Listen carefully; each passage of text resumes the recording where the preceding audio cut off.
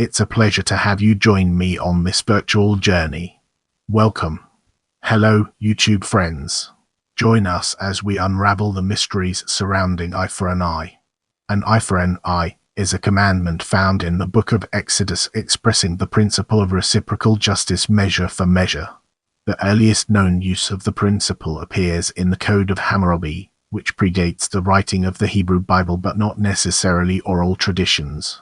The law of exact retaliation, or reciprocal justice, bears the same principle that a person who has injured another person is to be penalized to a similar degree by the injured party. In softer interpretations, it means the victim receives the value of the injury in compensation. The intent behind the principle was to restrict compensation to the value of the loss. Moving on to the next segment, we have definition and methods.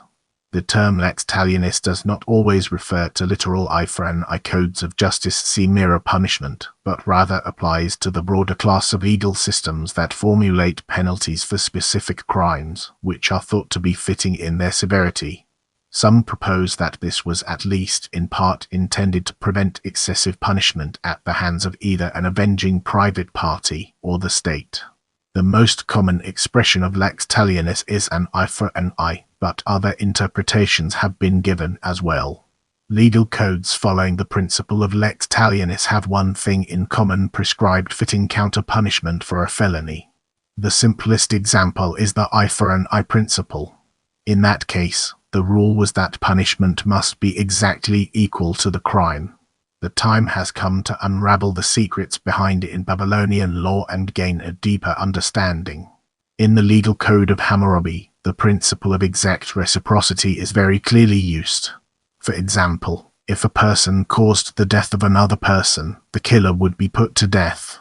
Various ideas regarding the origins of this law exist, but a common one is that it developed as early civilizations grew and a less well-established system for retribution of wrongs, feuds and vendettas threatened the social fabric. Despite having been replaced with newer modes of legal theory, lex talionis systems served a critical purpose in the development of social systems, establishment of a body whose purpose was to enact the retaliation and ensure that this was the only punishment. This body was the state in one of its earliest forms. The principle can be found in earlier Mesopotamian law codes such as the codes of Hammurabi and WikipediaReader. The principle is found in Babylonian law. If it is surmised that in societies not bound by the rule of law, if a person was hurt, then the injured person or their relative would take vengeful retribution on the person who caused the injury. The retribution might be worse than the crime, perhaps even death. Babylonian law put a limit on such actions, restricting the retribution to be no worse than the crime, as long as victim and offender occupied the same status in society.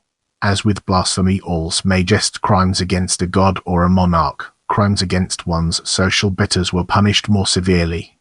Let's now zoom in on ancient Greek law and uncover the hidden gems that lie within. Anaximander, teacher of Pythagoras, the grand periodicities of nature are conceived of enacting cycles of retaliatory retribution. Socrates rejected this law. Let's zoom in on Hebrew law and understand its implications. The law of the Hebrews rejected this law. The Hebrew Bible allows for kafara, a monetary payment to take the place of a bodily punishment for any crime except murder.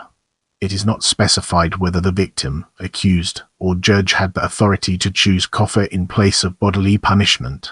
The idiomatic biblical phrase in Exodus and Leviticus literally means one eye under in place of one eye, while a slightly different phrase, literally eye for an eye, tooth for a tooth, is used in another passage, Deuteronomy, in the context of possible reciprocal court sentences for failed false witnesses. The only one eye for one eye was to compensation to the value of the loss. The English translation of a passage in Leviticus states, "And a man who injures his countryman as he has done, so it shall be done to him, fracture under for fracture, eye under for eye, tooth under for tooth. Just as another person has received injury from him, so it will be given to him." Lev. For an example of being used in its regular sense of under, see Lev. 1027 of Bull, sheep or goat, when it is born shall remain under its mother, and from the 8th day.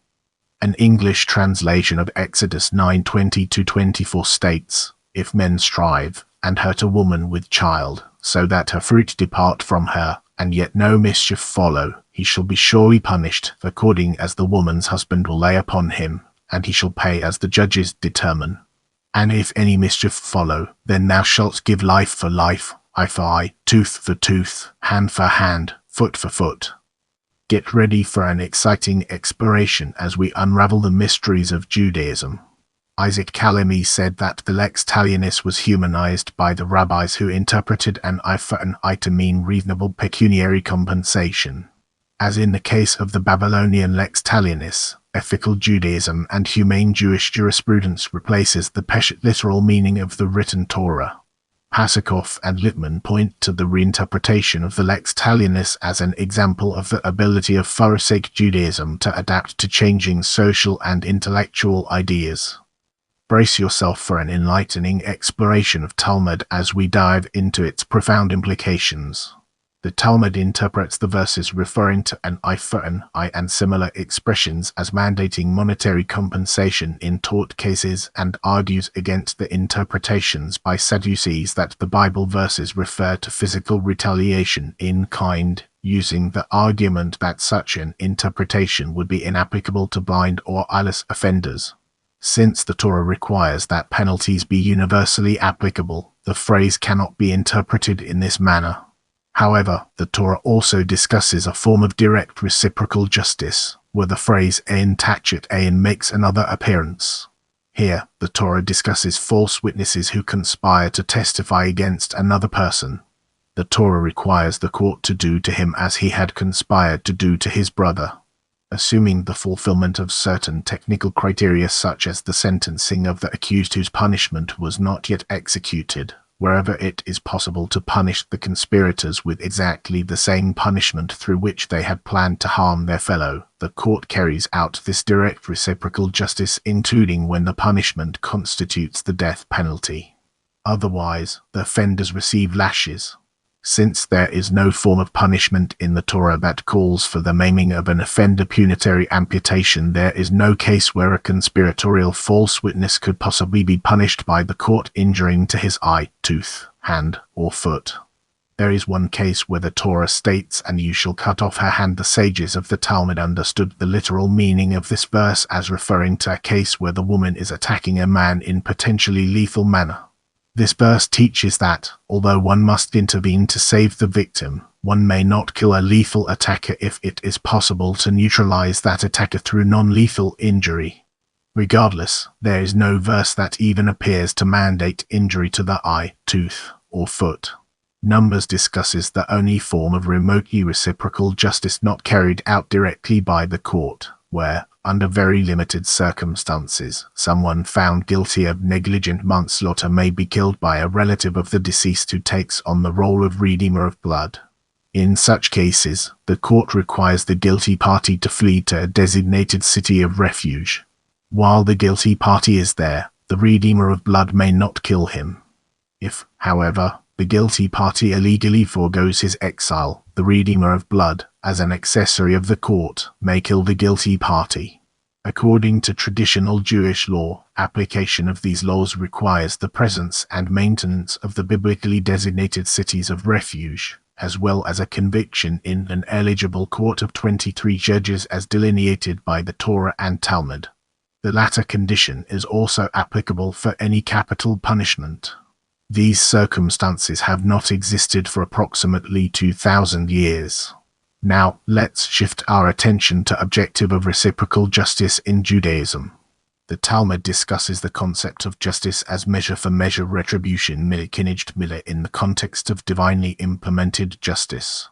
Regarding reciprocal justice by court, however, the Torah states that punishments serve to remove dangerous elements from society, and you shall eliminate the evil from your midst, and to deter potential criminals from violating the law, and the rest shall hear and be daunted, and they shall no longer commit anything like this evil deed in your midst.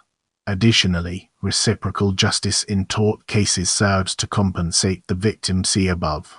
The ideal of vengeance for the sake of assuaging the distress of the victim plays no role in the Torah's conception of court justice, as victims are cautioned against even hating or bearing a grudge against those who have harmed them. The Torah makes no distinction between whether or not the potential object of hatred or a grudge has been brought to justice, and all people are taught to love their fellow Israelites. Now, let's shift our perspective and explore social hierarchy and reciprocal justice through a fresh lens, unlocking new perspectives. In Exodus 21, as in the Code of Hammurabi, the concept of reciprocal justice seemingly applies to social equals. The statement of reciprocal justice, life for life, eye for eye, tooth for tooth, hand for hand, foot for foot, burn for burn, wound for wound, stripe for stripe, is followed by an example of a different law. If a slave owner blinds the eye or knocks out the tooth of a slave, the slave is freed, but the owner pays no other consequence. On the other hand, the slave would probably be put to death for the injury of the eye of the slave owner. However, the reciprocal justice applies across social boundaries. The eye for eye principle is directly followed by the proclamation you are to have one law for the alien and the citizen. This shows a much more meaningful principle for social justice, in that the marginalized in society were given the same rights under the social structure.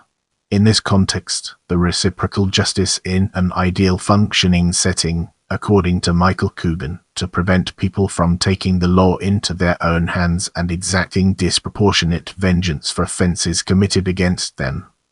Let's now enter the realm of in Roman law and discover the fascinating stories it has to tell. Classical texts advocating the retributive view include Cyro's De Legibus, written in the 1st century BC. Roman law moved toward monetary compensation as a substitute for vengeance.